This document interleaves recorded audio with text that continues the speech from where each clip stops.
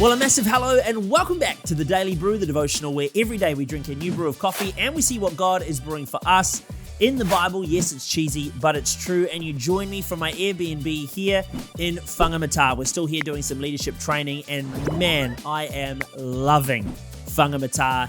It's the place to be. It's all popping off. I tell you what, last night, at the time of recording this, last night for dinner, I bumped into Jason Momoa. That's right.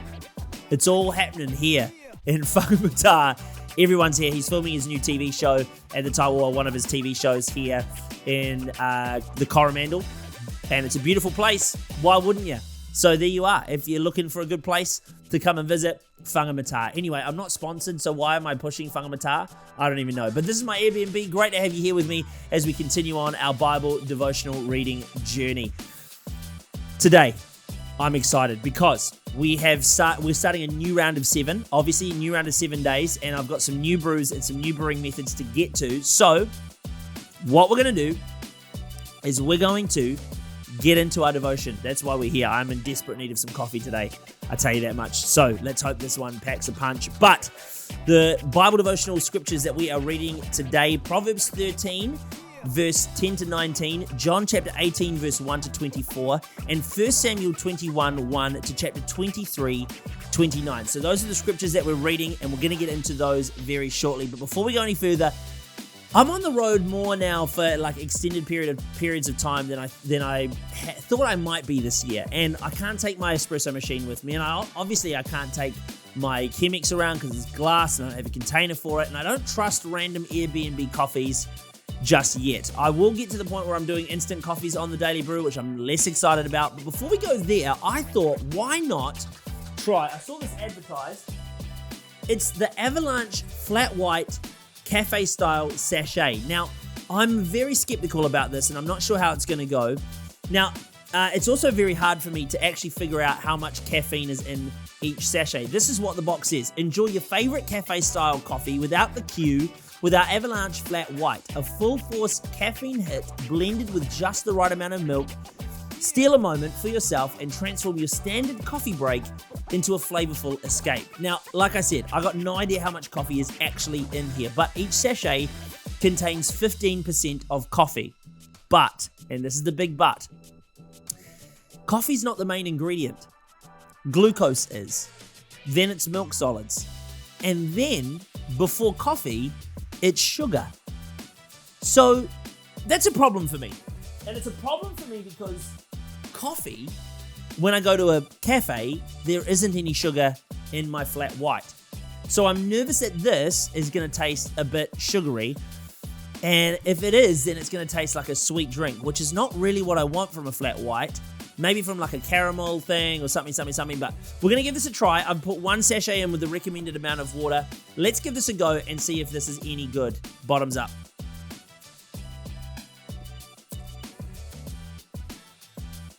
Yeah.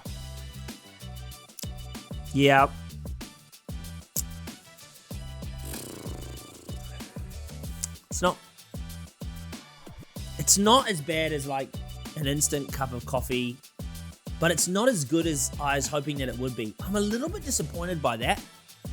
You can definitely taste the sugar. It's more sugary than it is coffee taste, which is not what you want in a flat white. You want coffee. You want it to taste like coffee. I wonder if they add the sugar to try and bring out the sweetness of the milk. That's too much. Yeah, maybe 1 sachet is not enough. Maybe I need another sachet in there. Maybe that's what we'll do tomorrow. So we'll try it with another sachet. But for now, I'm going to say, listen, it's really not my vibe. It's not doing it for me. It's not doing it for me. But there are many other flavors to try, so we will try those at a later time. For now, though, let's call this a 4 out of 10. It may go up in its rating if I try the other flavors as well over the coming days. That's it, though. A bit disappointing, but that's okay. That's fine. We'll move on into the Bible, the reason that we are here. When God calls us to follow him, what do you think that actually means? Like, what do you think the cost is to following Jesus? Do you think that following Jesus is a guarantee for carefree living? Like blessing without opposition or favor without a fight? If you've been doing this Bible devotional every day, you know that thought is not the case. We do not subscribe to that thought at all. We've talked more about opposition and Jesus overcoming the opposition and us being helped by Jesus through opposition than we have almost any other topic on this devotional journey. The truth is that a life lived on earth is a life that involves many battles. So then why would we follow Jesus? If life is going to be battles anyway, what's the benefit of following Jesus? And the answer is because the promise of Jesus is victory from these battles through Jesus. Nothing in life and nothing on earth is going to be perfect. There's always going to be challenges and difficulties, but the response that we have to these will be the determining factor on if we live in victory or cave in defeat. The truth is that some of the conflict we face is self-inflicted conflict. Proverbs today talks about wisdom being found in those who take advice and how fools, they turn to evil. Two examples are given of evil to us today. Number one is that pride breeds quarrels. Interesting. Now, a quarrel is not a word that we use very often. So a quarrel is defined as a heated argument or disagreement, typically about something trivial and between people who are usually on good terms. Read that again while it's on screen. Read that. Yeah. A heated argument or disagreement, typically about something trivial, meaning not important, and between people who are usually on good terms. As I read that definition, I thought to myself, dang it. I'm very good at quarrels. I love a debate. I love arguing. If you know me, if you spend any time around me, you know I love a good debate. I love to try and win. To beat the other person. And the definition of winning to me in this environment is making you Google what you're saying to prove what you're saying is the truth. It's so good. There's nothing that feels that good. But why does it feel so good? The answer is that it feels good because that's my pride. In reality, quarreling only leads to greater conflict, even if it starts out as joking. There's nothing wrong with debating and there's nothing wrong with having a conversation, as long as the issue stays the issue and it doesn't become about the character of the other person. Quarrels are evil because they seek to serve pride and they pull us apart. Maybe it's time to change my approach on that. The second thing that the Bible says is talks about disappointments. Hope deferred, the Bible says, makes the heart sick. Man, how hard is it when we have a vision for something and it's held up or our plans are delayed because of circumstances or situations that we face? I think sometimes we can find ourselves in this place because we haven't actually put all of our hope and all of our plans in Jesus. We haven't followed and submitted him, but what we've tried to do is jam Jesus into our plans. It doesn't work that way though. We need to make sure that our plans are anchored in what God has said and not trying to get God to be anchored in our plans. But be encouraged. If you've got a God vision and it hasn't happened yet, be encouraged. It will come. Stay the course. A longing fulfilled is sweet to the soul. It's easy to believe that every piece of conflict we face is because of something that we have done personally, but this simply isn't true. Jesus, he faces lots of things that were not because of his own doing. Regardless of what he faced, God turned it around and used it for good. And that's the encouragement today. No matter what you're facing, God can turn it around for your good.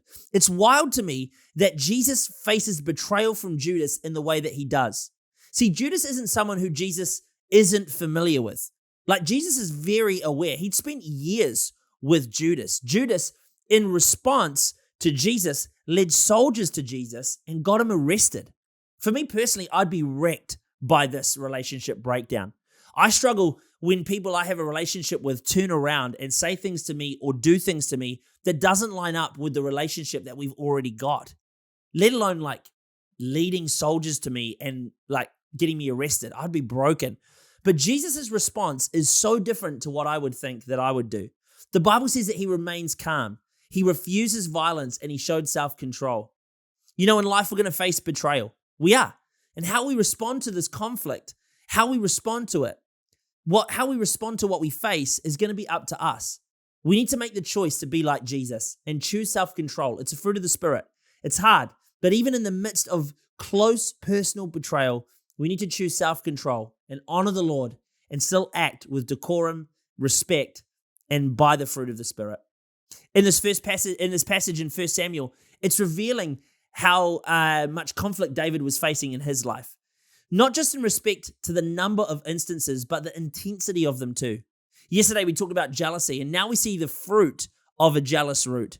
Once it gets a grip on a person, man, it doesn't let go easily. It literally drove Saul's actions of evil, envy, and hate.